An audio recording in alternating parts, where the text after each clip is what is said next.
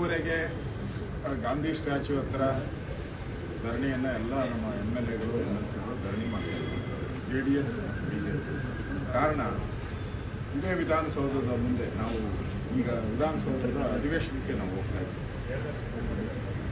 ಅಲ್ಲಿ ಸಭೆ ಮಾಡಕ್ಕೆ ಹೋಗ್ತಾ ಇದ್ದೀವಿ, ರಾಜ್ಯದ ಸಮಸ್ಯೆಗಳನ್ನು ಚರ್ಚೆ ಮಾಡಕ್ಕೆ ಹೋಗ್ತೀವಿ. ಆದರೆ ಇದೇ ವಿಧಾನಸೌಧ ಮುಂಭಾಗದಲ್ಲಿ 11 ಜನ ಅಮಾಯಕ ವಿದ್ಯಾರ್ಥಿಗಳು, ಬಾಲಕರು ಈ RCB ಅವಾಂತರದಲ್ಲಿ ಸರ್ಕಾರದ ತಪ್ಪಿಂದ ತೀರೋದು. ಸರ್ಕಾರನೇ ಒಂದು ರೀತಿ ಕೊಲೆಗೊಳಿತು.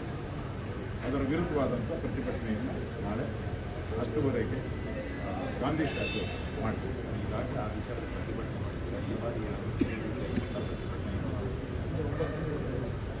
ಇಲ್ಲ 9 ದಿನ ನಾವು ಮಾಡ್ತಿದ್ದೀವಿ.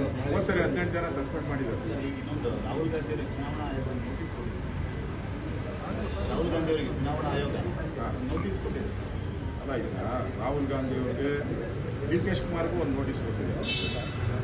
ಈಗ ರಾಹುಲ್ ಗಾಂಧಿ ಅವರು ಕೊಟ್ಟಿದ್ದಾರೆ. ಅವರೇನು ಬರಲ್ಲ, ಅಫಿಡವಿಟ್ ಅಂದ ತಕ್ಷಣ ಓಡೋಗ್ಬಿಟ್ರು ಇಲ್ಲಿಂದ. ಪ್ರಮಾಣ ವಚನ ಸ್ವೀಕಾರ ಮಾಡುವಂದ್ರೆ ನನ್ನ ಮಾತೇ ಪ್ರಮಾಣ ಅಂತ ಏನು ದೇವಲೋಕದಿಂದ ಹೇಳಿದ್ರು.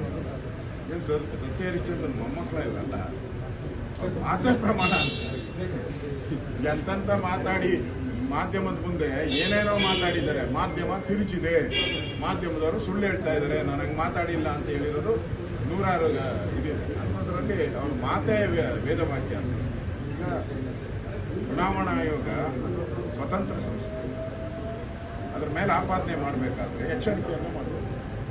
ದೇಶದ ಒಂದು ಸಾಂವಿಧಾನಿಕ ಸಂಸ್ಥೆಯನ್ನು ನೀವು ಈ ಥರ ಹಾಳು ಮಾಡ್ತಾ ಹೋಗ್ತಾ ಇದ್ರೆ ಜನ ಏನು ನಂಬ್ತಾರೆ? ಕೊನೆಗೆ ನ್ಯಾಯಾಲಯನೂ ನಂಬಲ್ಲ, ಯಾರು ವಿಶ್ವಾಸ ಕಳ್ಕೊತಾರೆ. ವಿಧಾನಸಭೆ ಇರ್ಬೋದು, ಪಾರ್ಲಿಮೆಂಟ್ ಇರ್ಬೋದು, ಎಲ್ಲದರ ಬಗ್ಗೆ ಅವಿಶ್ವಾಸ, ಎಲ್ಲ ಚುನಾವಣಾ ಆಯೋಗದ ಬಗ್ಗೆ ಅವಿಶ್ವಾಸ ಅಂತ ಹೇಳಿದ್ರೆ ನಿಮ್ಮ ಯಾರು ಪಾಕಿಸ್ತಾನನ ವಿಶ್ವಾಸ? ಯಾರು ವಿಶ್ವಾಸ ನಿಮಗೆ? ಅದಕ್ಕೆ ಚುನಾವಣಾ ಆಯೋಗ ಏನು ನೋಟಿಸ್ ಕೊಟ್ಟಿದೆ ಅವ್ರಿಗೆ ಉತ್ತರ ಕೊಟ್ಟರೆ ಧೈರ್ಯ ಇದೆ.